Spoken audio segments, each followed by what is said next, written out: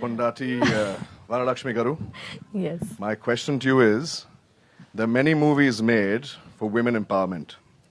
There are many movies made supporting the POSCO Act, Section 579. Why does your movie stand to differ from all these movies made for 50 years empowering women? How does yours tell a different story? I think it's just a different attempt.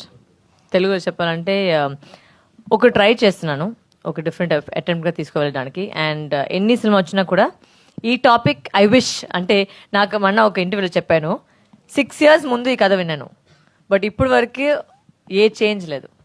That's unfortunate. ఇంకా అది జరుగుతూ ఉంటుంది.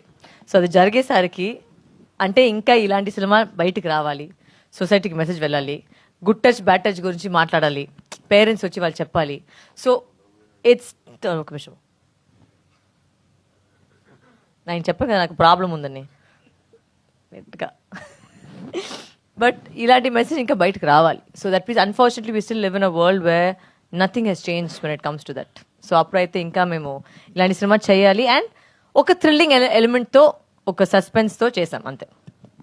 Thank you, madam.